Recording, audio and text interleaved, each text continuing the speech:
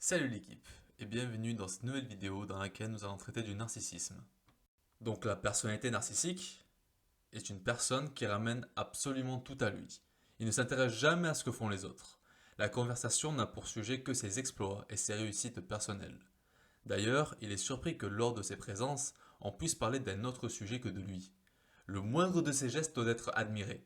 Cette personne n'a aucune estime pour son entourage, sauf si cela lui est bénéfique. Pour lui, manipuler autrui pour parvenir à ses objectifs est tout à fait normal, voire banal. Le narcissique se laisse aveugler par ses propres illusions.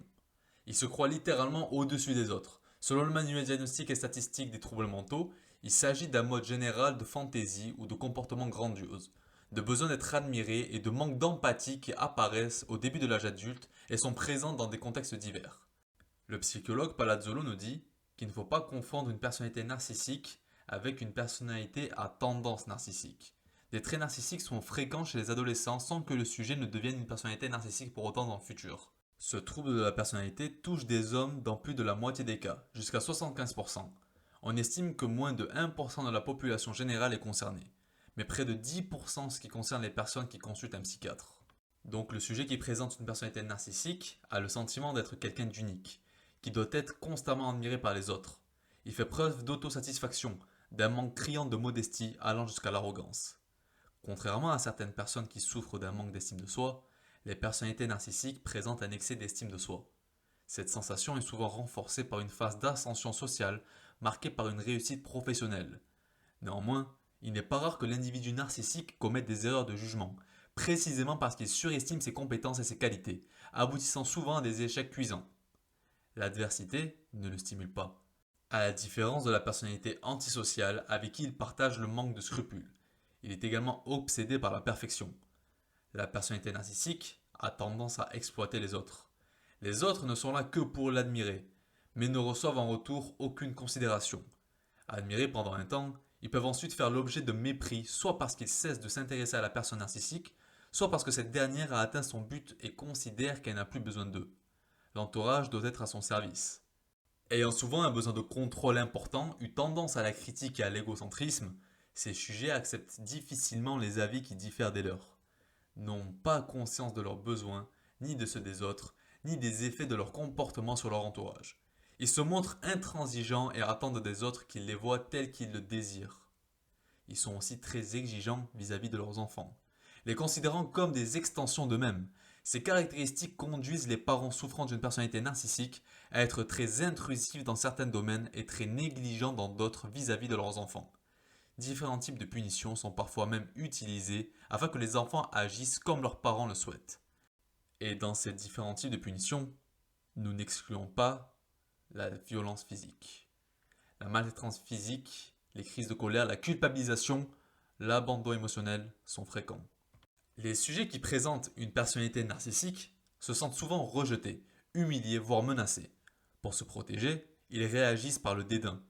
Même si les individus narcissiques sont souvent ambitieux et réussissent socialement, ils ne supportent ni les échecs, ni les désaccords, ni les critiques et leur manque d'empathie rend difficile leur collaboration professionnelle. Ils se comparent automatiquement à autrui en termes de supériorité-infériorité, singularité, banalité, puissance, faiblesse, richesse, pauvreté, beauté et laideur, etc. Comme ne le dit pas Lazzolo, la perception des autres est dichotomique. Quant à leurs relations professionnelles et personnelles, elles sont instables, partagées entre l'admiration et le mépris. Leur adaptation dépend de la tolérance du milieu socio-culturel auquel ils appartiennent. Mais l'évolution de ce trouble est variable. Certaines personnalités narcissiques finissent par établir avec autrui des relations quasi normales. D'autres au contraire s'inscrivent dans une marginalisation chronique au cours de laquelle les dépressions sont fréquentes et peuvent conduire l'individu qui se sent incompris au suicide. Alors, quelles sont les causes d'un tel trouble de la personnalité? Eh bien, aucune hypothèse neurobiologique sérieuse n'a été proposée. Cependant, pour certains, l'éducation jouerait un rôle notable. Les parents auraient témoigné à leurs enfants une admiration excessive, ce qui aurait perturbé l'estimation de sa valeur. Mais tous les enfants gâtés ne deviennent pas narcissiques. Une autre hypothèse a été avancée. Palazzolo nous dit que la construction d'une personnalité narcissique proviendrait d'une anomalie du développement précoce de l'empathie. L'enfant resterait centré sur ses propres besoins et son manque d'empathie l'empêcherait alors de se mettre à la place d'autrui pour imaginer ce qu'on pense de lui.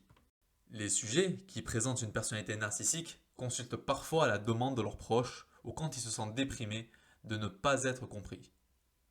Au début de la prise en charge, ils éprouvent un certain sentiment de satisfaction, car on s'intéresse à eux. Mais dans un deuxième temps, ils tolèrent mal la frustration engendrée par la thérapie. Les sujets abordés par le thérapeute ne flattent pas leur ego. Et il n'est pas rare qu'ils mènent rapidement un terme à cette prise en charge. L'objectif de la thérapie proposée est d'affaiblir le sentiment de supériorité en amenant le sujet à corriger les fausses croyances le concernant, à se poser davantage de questions sur les autres, à être plus attentif à leurs sentiments et à leurs émotions. La thérapie vise avant tout à développer ses capacités d'empathie. Et c'est la fin de cette première vidéo, de cette introduction à la personnalité narcissique. Dans la prochaine vidéo, nous verrons s'il y a ou non dénominateur commun entre selfie et narcissisme.